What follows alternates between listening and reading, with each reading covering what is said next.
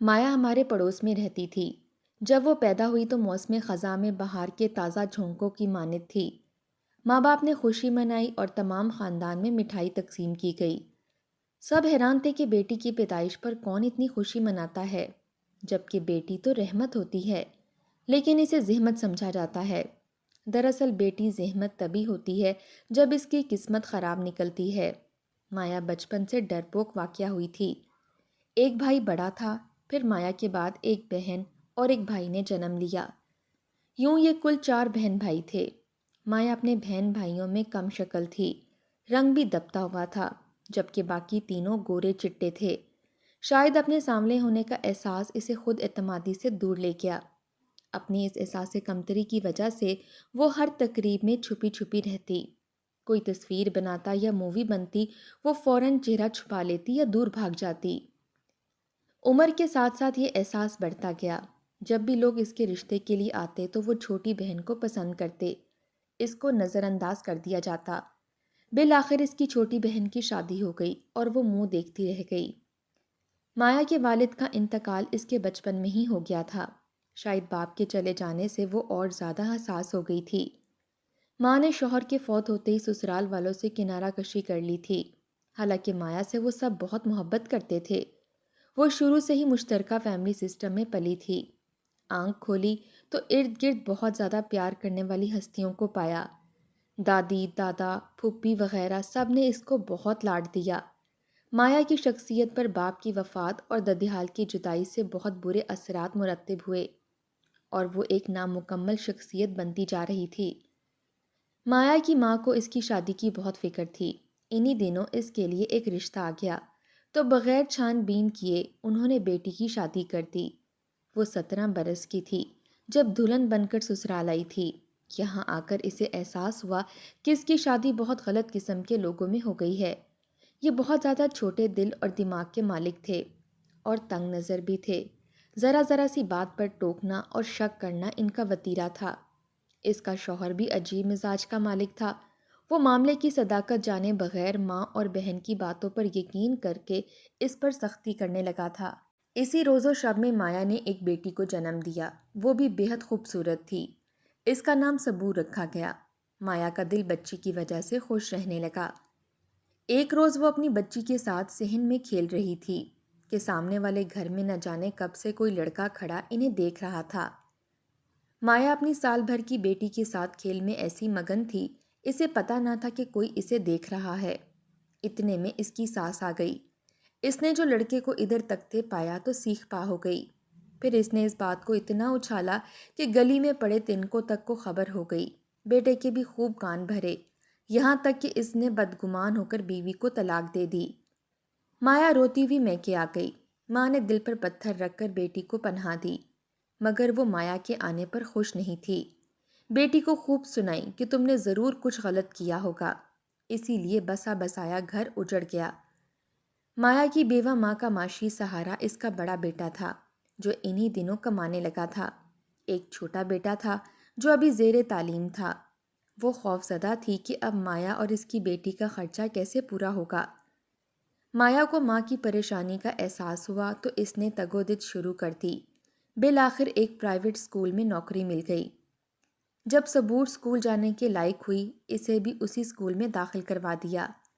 مایا کی امی نے اس کے سسرال سے رابطے کی بہت کوشش کی تاکہ بیٹی کا گھر پھر سے بچ جائے، لیکن ناکامی ہوئی۔ صبور ماں کے ساتھ اسکول جاتی، پھر ساتھ گھر آ جاتی۔ وہ بہت ذہین اور پیاری بچی تھی، بچپن سے ہی خاموش طبیعت تھی۔ اسے ماں سے بہت محبت تھی۔ ماموں بھی صبور کا بہت خیال رکھتے تھے۔ نانی دل سے نواسی کو چاہتی تھی لیکن ظاہر نہیں کرتی تھی۔ دراصل وہ اس چکر میں لگی رہتی تھی کہ کسی طرح دوبارہ بیٹی کا گھر بس جائے۔ ایک روز صبور کی طبیعت اچانک بگڑ گئی۔ سانس لینے میں دشواری ہو رہی تھی۔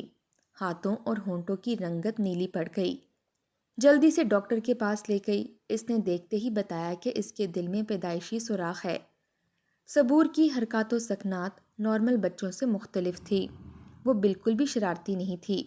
خاموش خاموش رہنے والی بچی ہر وقت اپنی ماں کے ساتھ چپکی رہتی تھی۔ ادھر اس کے باپ نے دوسری شادی کر لی تھی۔ وہ ہر ہفتے اپنی بیٹی کو لینے آتا تھا اور صبور اپنے باپ کے ساتھ ایک دن کے لیے گھر چلی جاتی تھی۔ ٹوٹے ہوئے گھر کے بچے حساس دل رکھتے ہیں، ذرا سے تیز ہوا ان کے ذہن کے دریچوں کو ہلا کر رکھ دیتی ہے۔ صبور بھی اپنی ماں کی طرح حساس تھی، دل میں پیدائشی سوراخ ہونے کی وجہ سے وہ عام بچوں کی طرح نہیں تھی۔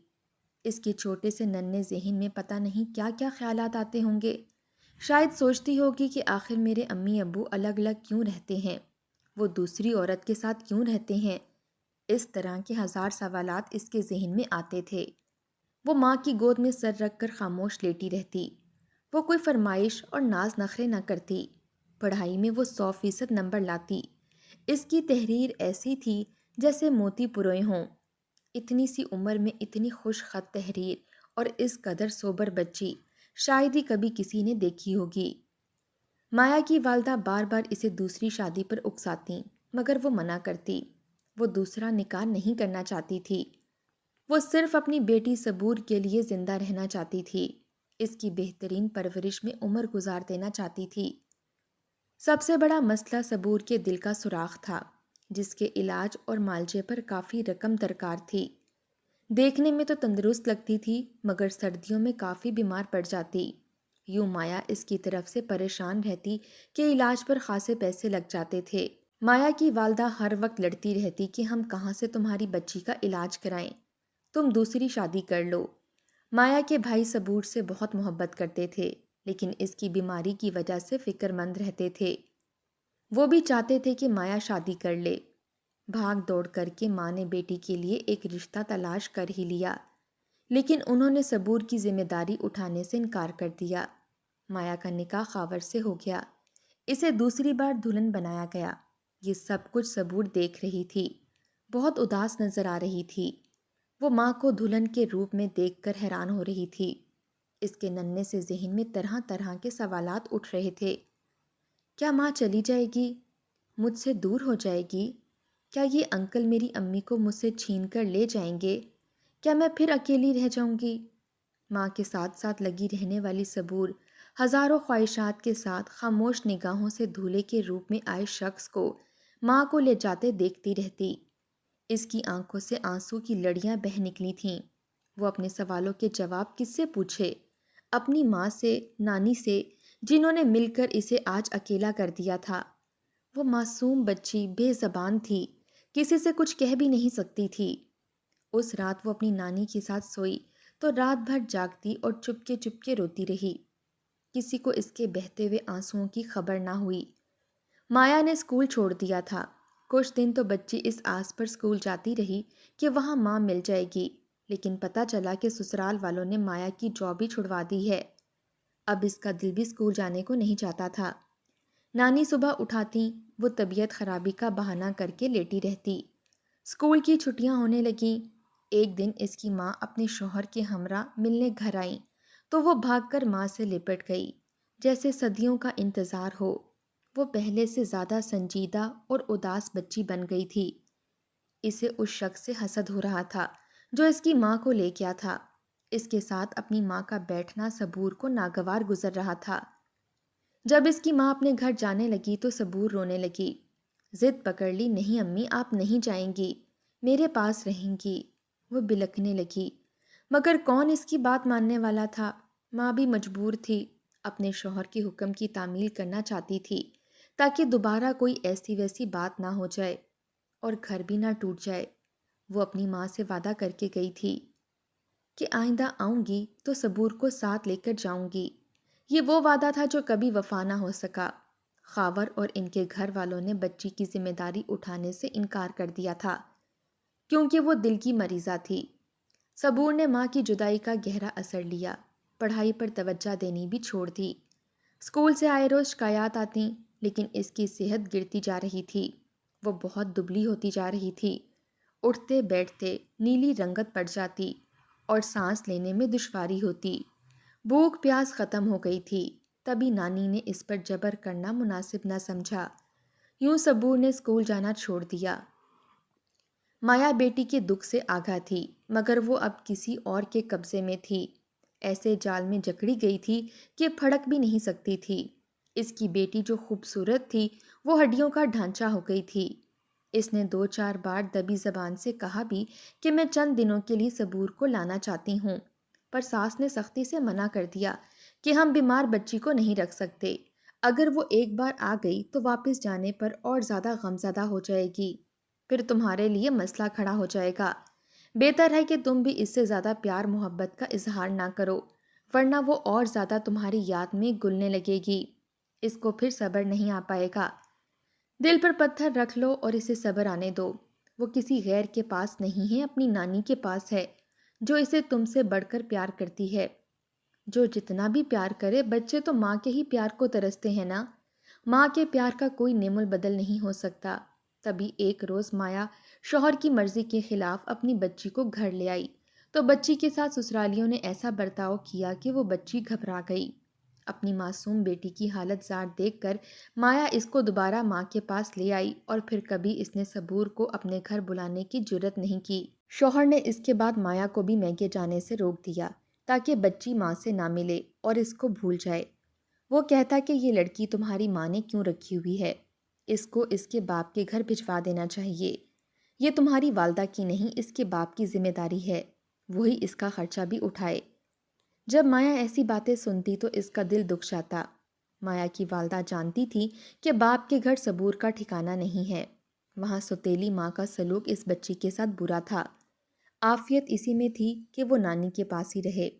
صبور کئی بار شدید بیمار ہو کر ہسپتال داخل کر دی جاتی، سارا خرچہ نانی اور ماموں برداشت کرتے۔ وہ معصوم کلی کم عمری میں کس قدر مصائب کا شکار تھی اور پریشان حالی سے گزر رہی تھی، یہ اسی کو ہی معلوم تھا۔ کسی نے بھی کبھی اس معصوم بچی کے دل میں جھانک کر نہ دیکھا، کیسی کیسی حسرتیں اس کے دل میں تھیں۔ اب تو بڑے ماموں کی بھی شادی ہو گئی تھی، سال بعد دلہن ممانی کے بیٹا ہو گیا تو صبور خوش ہو گئی۔ ننھے بچے کو اٹھانے سے اسے سکون ملتا تھا۔ انہی دنوں مایا نے بھی ایک بیٹے کو جنم دیا۔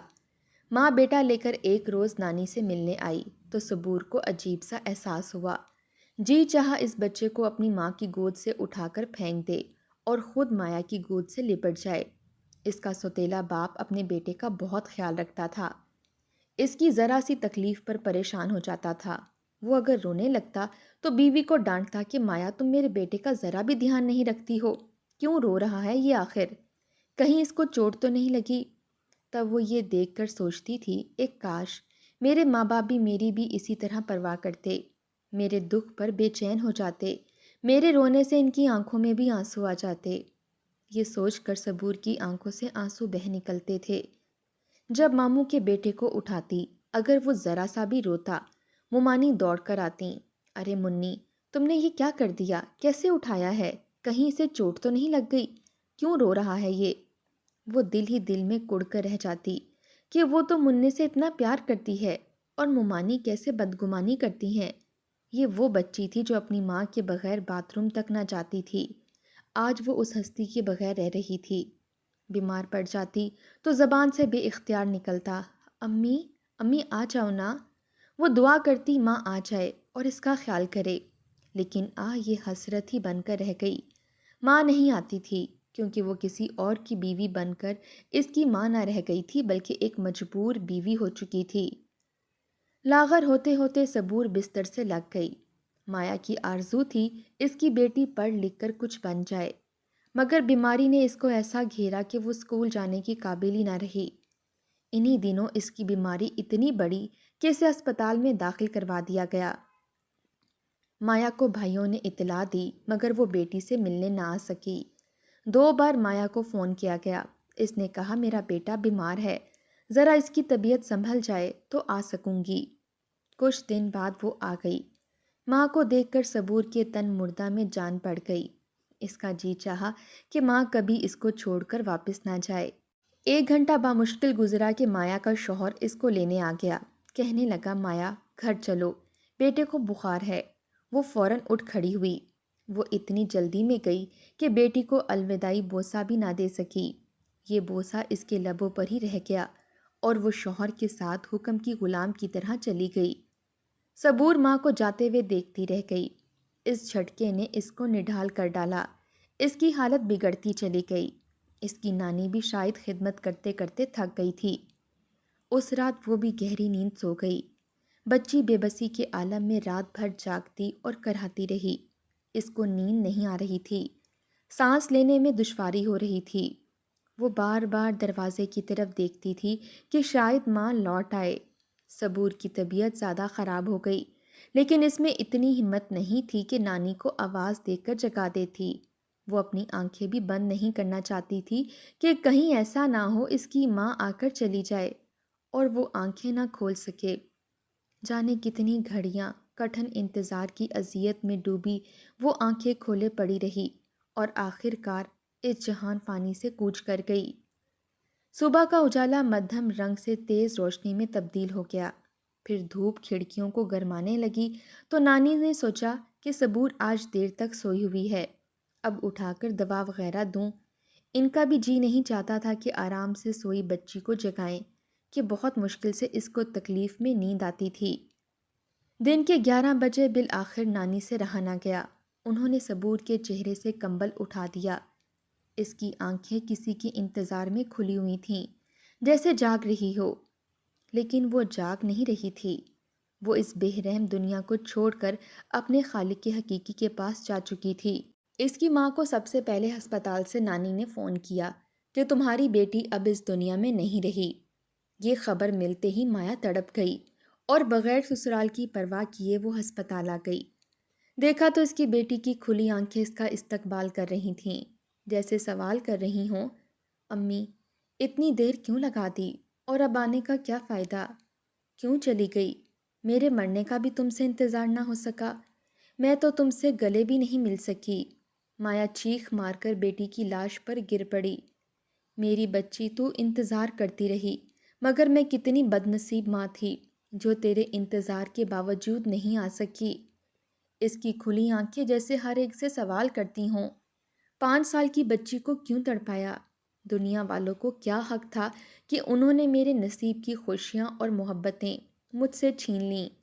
آج ہر کوئی ایک دوسرے سے پوچھ رہا تھا۔ اپنے گھر کو اجاڑنے سے پہلے اپنی انا اور ضد کی خاطر میاں بیوی یہ کیوں نہیں سوچتے کہ ان کے اس فیصلے سے بچے کس قدر متاثر ہوں گے؟ اگر مرد و زن کو اپنی ضد اتنی پیاری ہے تو وہ گھر توڑنے سے پہلے اپنے بچوں کو مار دیا کریں۔ نہیں تو پھر میری التجا ہے ان والدین سے جو اولاد کے ہوتے ہوئے اپنا گھر توڑ کر تنکا تنکا بکھیر دیتے ہیں اور ان کے گھونسلے میں پلنے والے بچے بے رحم زمانے کے قدموں تلے آ کر روندے اور کچلے جاتے ہیں۔ خدارا ایسا نہ کریں اور اپنے بچوں کے سکھ اور عافیت کی خاطر ایسے چہکتے مہکتے گھونسلوں کو توڑ کر برباد نہ کریں، ورنہ اپنی ذات اور اپنی خوشیوں کی خاطر آپ کو اپنے معصوم بچوں کی قربانی دینی پڑے گی۔ آپ کی غلطیوں کی سزا آپ کے معصوم بچوں کو ملے گی۔ آخر کیوں ان سے اس دنیا میں جینے اور رہنے کا حق چھینا جائے؟ ان کا کیا قصور ہے؟ آخر کیوں؟